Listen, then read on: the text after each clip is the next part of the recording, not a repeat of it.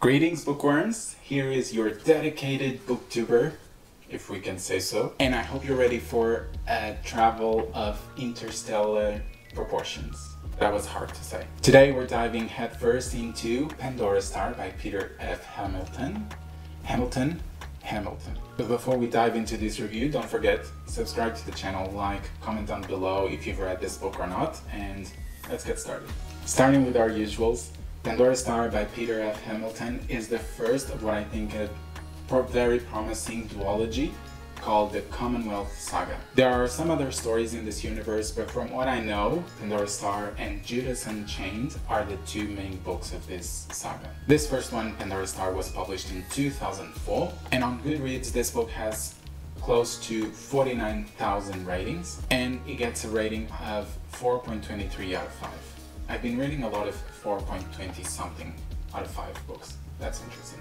But either way, that's the score for it. Now, before we jump into the review, of course I'm going to read you the synopsis, so if you don't want to go with any spoilers, just skip to the timestamp. Otherwise, if you don't think that whatever the synopsis says is considered a spoiler, then just stick around and let's read them. The year is 2380. The intersolar Commonwealth, a sphere of stars some 400 light-years in diameter, contains more than 600 worlds interconnected by a web of transport tunnels known as wormholes. At the farthest edge of the Commonwealth, astronomer Dudley Bowes observes the impossible. Over 1,000 light-years away, a star vanishes. It does not go supernova, it does not collapse into a black hole, it simply disappears. Since the location is too distant to reach by wormhole, a faster-than-light starship is dispatched to learn what has occurred and whether it represents a threat. In command is Wilson Kime, a 5-time rejuvenated ex-NASA pilot whose glory days are centuries behind him. Opposed to the mission are the Guardians of the Selfhood, a cult that believes the human race is being manipulated by an alien entity they call the Starflyer. Bradley Johansson, leader of the Guardians, warns of sabotage, fearing the Starflyer means the use of Starship's mission for its own ends. Pursued by a Commonwealth special agent convinced the Guardians are crazy but dangerous, Johansson flees. But the danger is not averted. Aboard the Second Chance, Kime wonders if his crew has been infiltrated. Soon enough, he will have other worries. 1,000 light-years away, something truly incredible is waiting. A deadly discovery whose unleashing will threaten to destroy the Commonwealth and humanity itself. Could it be that Johansson was right? Now, this time we don't have ratings for other books, so we'll just jump into our categories. I feel like the plot of Peter F. Hamilton's Pandora Star is just wonderful and amazing. The author masterfully weaves an intricate pattern of storylines, and it blends seamlessly political intrigue, scientific discovery, and pulse-pounding action. I feel like the sheer scope of its narrative is awe-inspiring. This plot spans multiple stars with their own systems, multiple characters, and all these characters have their own motivations and secrets, everything playing in itself together. I feel like what truly sets this plot apart from many others is the capacity of holding you to your seat from very early in the book till the end, and this is a very big book. It might not seem like it, but it has close to 1,000 pages. And I feel like this is a roller coaster of mystery, tension, and action, and it never lets you go. The interplay of human ambition and the mysteries of the universe, I think they were all very well juggled together, and it will leave you enthralled. Whenever one plotline is slowing down, there's another one that starts gaining momentum, and that will keep you grabbed and reading the book, even if it's not that interesting.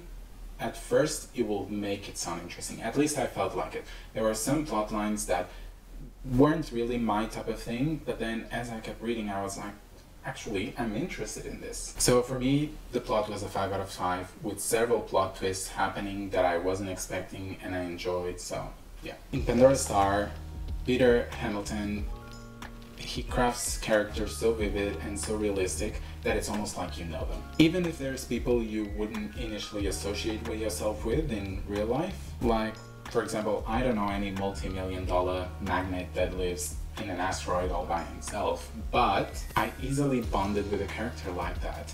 And that's because even though there's this character that is so extravagant, it is still a fully realized individual that has its flaws, its quirks, its motivations, all of it. So it makes him feel like real. like a real person. There will be characters I can guarantee that you'll grow to really care about and fear for their lives or what they want to achieve. And what's really impressive is the amount of development that these characters go through in this book. I mean, it's only one book, okay, that it's quite big, but you actually see most of the characters go through a whole arc just like that. And it's very well crafted. And I think that the fact that the characters go through these arcs, they're momentous, and you still find them credible, just proves how good the craft that Hamilton has. My favorite plotline was with Ozzy. I'm not going to spoil anything about it. I'm just saying, if you read the book, you will figure out who Ozzy is. If you've read the book, you know already what I'm talking about. But Ozzy, I thought, was the best plotline, and I feel like the character also evolved in a good way, or in a nice way that I was like, I could see this happening, and I want to know what's gonna happen after in the next book. So this character is again, no, not this character, this category is again a 5 out of 5. The world building in this universe is just breathtaking. The interstellar civilization with several planets, and then the way they expand the universe, the several cultures, the technology, all seems very credible, which is good for a science fiction book. And I think it was the right mix of being hard science fiction, but also not too hard that it will alienate because there's aliens, alienate a lot of people from the sciencey part of it. It was a good space opera with a good hard sci-fi mixed into one. And an example of it is how the wormhole technology worked and how humans were advancing with it.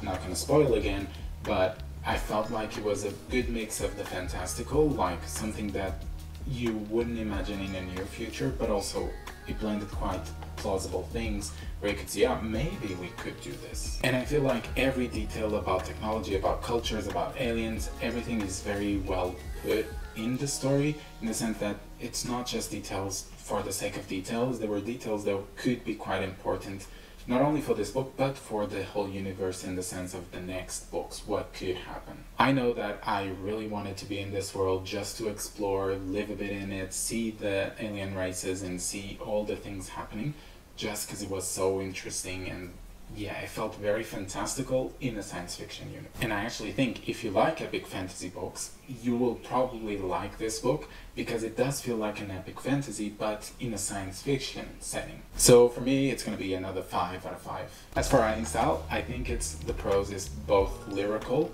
and also precise, which allows for a good balance. I think the word for this book overall is just balance. It mixes very well in the right proportions the hard and the soft parts, where like world building, it was the hard sci-fi, and the fantastical parts in the prose is the lyrical, which is more detailed, but also the more precise and practical prose, which is simple. So it was a good mix of it. Because I mean, despite the complexity of the plot, the amount of characters and storylines that are happening, I never felt lost, and I was always following what was happening. Even when the jumps between characters were happening frequently, I was always present and, again, never get lost. And I think the author's ability to convey the vastness of space together with the intricacies of the science is just a testament to the author's craft, which is masterfully. I think the pacing was just right. The book started slow, but it didn't stay slow. It started speeding up. And so at the start, when I started reading the book, I was like, is this book gonna be good? Especially because it had been a gift from a friend, and I didn't really know what that friend liked, so I was like, is this gonna be good? And as I kept reading, I'm like, oh, this is good. And by the end, I was like, oh no, wait, this is good. This is like a good book. So again, another 5 out of 5. Last, but certainly not least, Pandora's Star enjoyment was up the roof. I think this novel is a testament of how good science fiction can be in blending both the science part that a lot of people avoid, together with the action and the impact and the character development from space operas that modern science fiction has and values. And I think that whether you're a seasoned sci-fi enthusiast or if you're new to the genre, this is a good book to start with. You might be scared because of the size of the book, but if you're patient and if you like big chunkies, then go for it. I mean, you have a bit of everything. You have a sense of wonder, the jaw-dropping twists, and the emotional roller coasters that you go through with a character. They all just keep you turning page after page. I know amongst all this, I was always trying to find time to read this book, and that's when I know I really love a book. So I know I'm being repetitive, but this category is another 5 out of 5. So when we tally up the stars, and this probably won't be a hard score to calculate, Pandora Star by Peter F. Hamilton, Jesus, it's a 5. I think it's a shining example of what science fiction genre can reach, and of course this is my favorite type of science fiction, but might not be yours. But that's why I think this, if you like character being quite important in science fiction, but also like the cool concepts that science fiction brings, this will give it to you. And actually, when I was looking at the Goodreads score for this book, I was quite surprised, because I thought the book would be quite higher. Instead of 4.23, it would probably be 4.4 or close to a 4.5, because I think it's really, really good. But then again, it is just underrated. And that actually makes me wonder, what do people think is the weakness for this book? Because again, I don't have the same perspective of them as them, so I would like to know what they didn't like about it. But tell me, what are your thoughts on Pandora Star? Is it a book that sparks your interest? Do you feel that tingle, that bug of exploring the cosmos and the deep space? Share your thoughts down below on the comment section and join the discussion if there is any. And of course, remember to keep the conversation spoiler free, because people might not have read the book and might just be looking for what people think about it. So, or at least write spoilers before your actual comment. For those new to the channel, welcome, a warm welcome awaits, and don't forget to subscribe, like the comment, and you will be seeing more of me soon. So I guess that's what I have to say, and I will be seeing you soon, alright? Adeus!